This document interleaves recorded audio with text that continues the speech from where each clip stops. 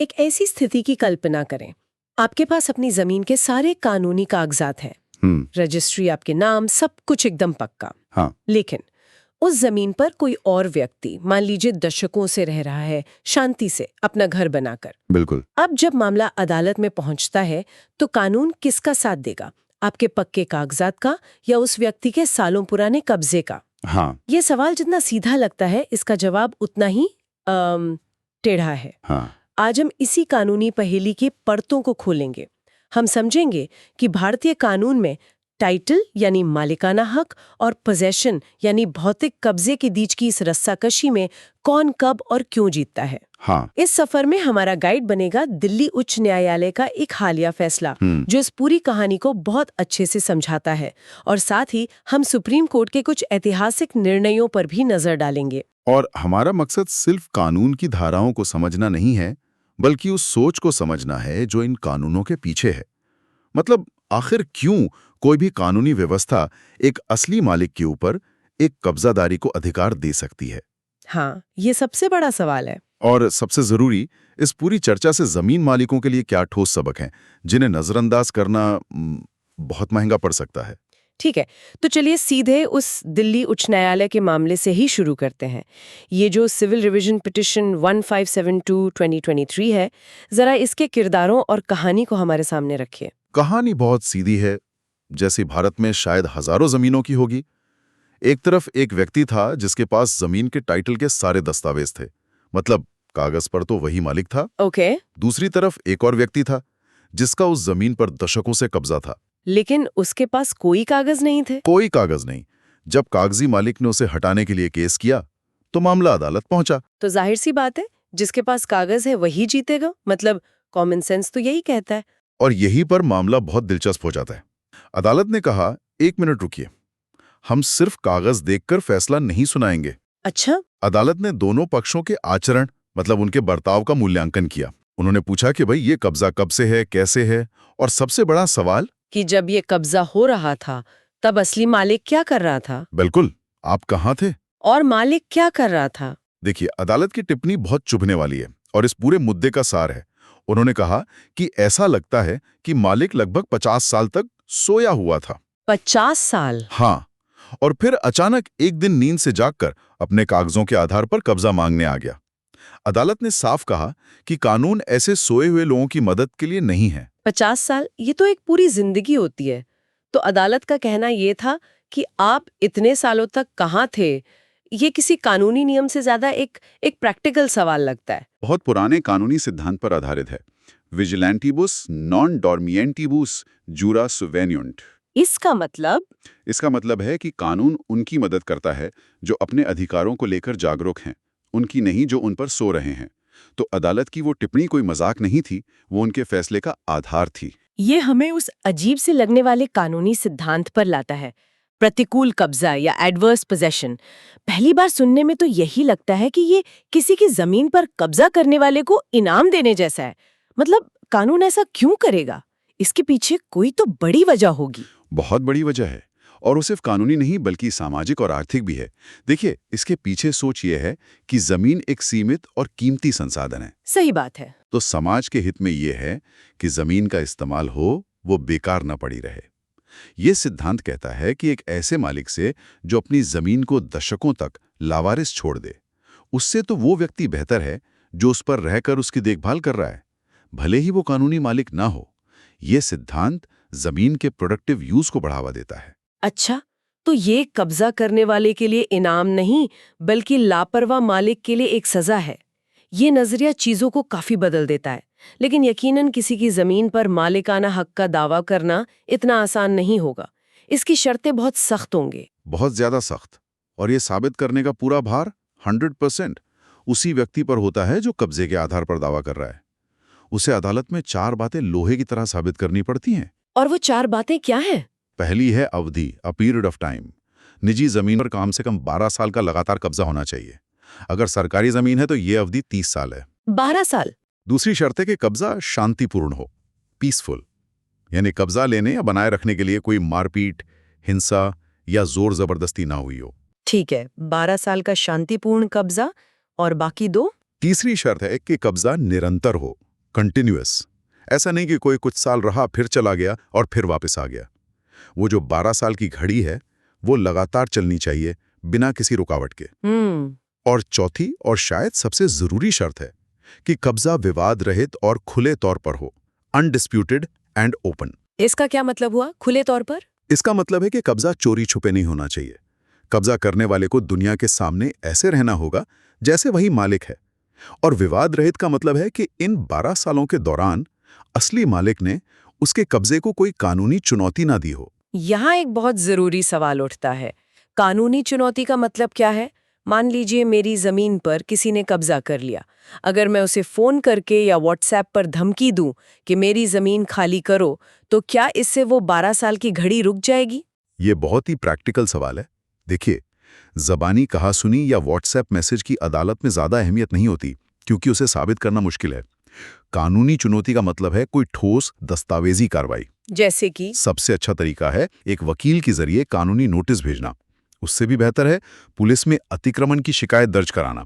और सबसे पक्का तरीका है कब्जा हटाने के लिए अदालत में केस, मतलब मुकदमा दायर कर देना। जिस दिन आपने केस फाइल कर दिया, उसी दिन वो 12 साल की घड़ी हमेशा के लिए रुक जाती है। तो मतलब साफ है, सिर्फ बातें करने से काम नहीं चलेगा, एक्शन लेना होगा। अब अगर हम दिल्ली वाले मामले पर वापस जाएं, तो इसका मतलब है कि उस कब्जाधारी ने ये चारों शर्तें पूरी की थीं। उसका कब्जा 12 साल से कहीं ज्यादा था, शांतिपूर्ण था, निरंतर था और 50 साल तक असली मालिक ने कोई कानूनी कार्रवाई नहीं की। बिल्कुल, ही टिक्ड ऑल द बॉक्सेस।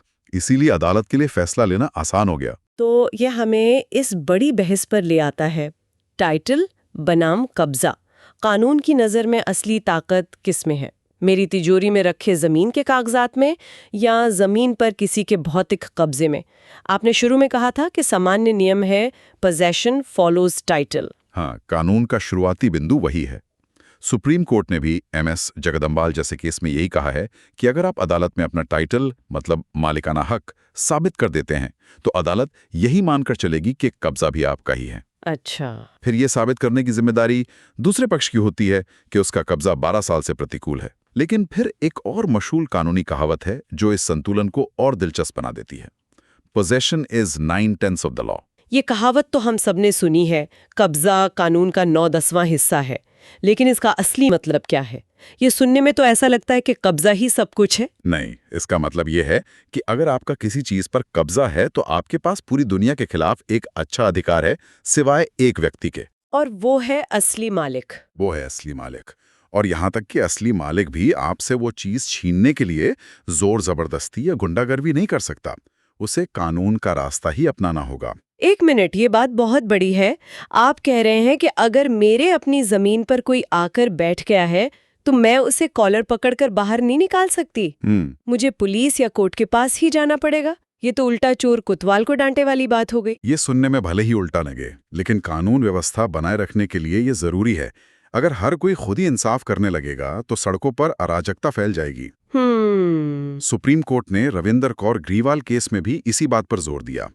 आपका टाइटल आपको जमीन वापस पाने का अधिकार देता है, लेकिन आपको उस अधिकार को लागू करने के लिए कानूनी प्रक्रिया का पालन करना ही होगा। कब्जा करने वाले को कानूनी अस्थायी सुरक्षा देता है कि उसे बिना कानूनी प्रक्रिया के हटाया नहीं जा सकता। इससे ऐसे समझ सकते हैं कि अगर मेरे पास घर की चाबी है और मैं घर में रह रही हूँ, तो कोई भी पड़ोसी मुझे बाहर नहीं निकाल सकता। हाँ, असली मालिक जिसके नाम पर रजिस्ट्री है वो अदालत जाके मुझे निकाल सकता है। बिल्कुल, लेकिन जब तक वो कानूनी कार्रवाई नहीं करता, तब तक चाबी यानी कब्जा मेरे पास है और मैं ही राजा हूं। आपने बिल्कुल सही समझा। और ये दिखाने के लिए कि यह एक तरफा कानून नहीं है, उन मामलों को भी देखना चाहिए जहां मालिक जीते हैं। एक केस था जिसमें एक NRI व्यक्ति 8 साल बाद विदेश से लौटा तो देखा कि उसके गांव के प्लॉट पर किसी ने घर बना लिया है। ओके। उसने लौटते ही तुरंत कब्जा हटाने का केस कर दिया। कब्जा करने वाले ने दलील दी कि वो तो कई साल से यहां रह रहा है, लेकिन चूंकि मालिक ने 12 साल की म्याद पूरी होने से पहले ही कार्रवाई कर दी थी, अदालत ने टाइटल को तरजीह दी और कब्जा हटाने का आदेश दिया। क्यों? क्योंकि मालिक जागरूक था, सोया हुआ नहीं था। ये सब सुनकर तो किसी भी जमीन मालिक को थोड़ी चिंता हो जाएगी। अगर कोई हमें सुन रहा है जिसके पास शहर से दूर कोई पुश्तैनी जमीन है या निवेश के लिए कोई प्लॉट खरीदा हुआ है, तो उसे अपनी सुरक्षा के लिए सबसे पहले कौन से 3 कदम उठाने चाहिए?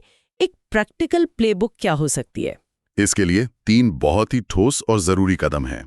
पहला और सबसे जरूरी, अपनी मौजूदगी दिखाएं, बी प्रेजेंट। अपनी जमीन पर साल में कम से कम 1-2 बार खुद जाएं या किसी भरोसेमंद व्यक्ति को भेजें। एक लावारिस पड़ी जमीन अतिक्रमण को खुला न्योचा देती है। आपकी मौजूदगी ही पहली सुरक्षा दीवार है। ठीक है, नियमित रूप से जाना, ये समझ में आता है।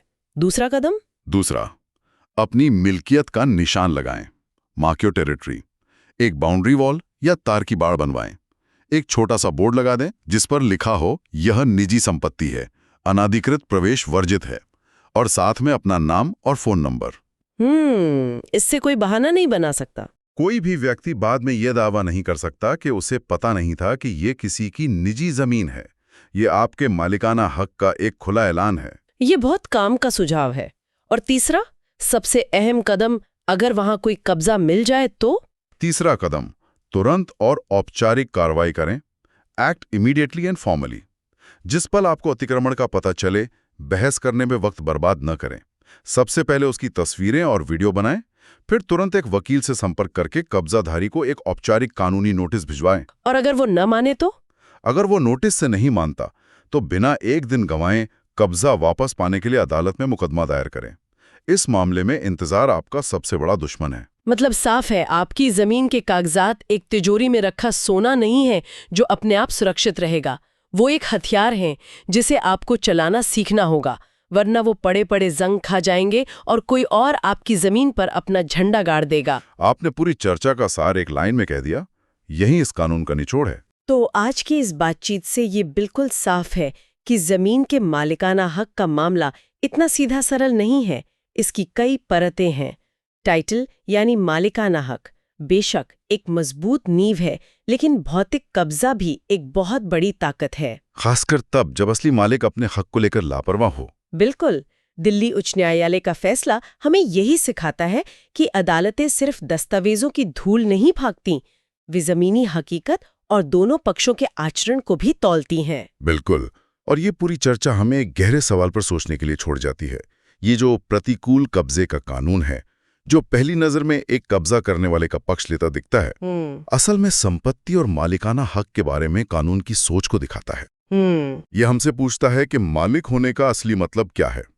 क्या ये सिर्फ एक कागज का टुकड़ा है, या ये उस संसाधन के सही इस्तेमाल और उसकी देखभाल की जिम्मेदारी भी है? शायद कानून ये कहना चाहता है कि जमीन का एक सामाजिक मूल्य भी है, और लंबे समय से चला आ रहा शांतिपूर्ण उपयोग कभी-कभी दूर बैठे मालिक के सुस्त पड़े कागजी दावे पर भारी पड़ सकता है। इस पर विचार किया जा सकता है।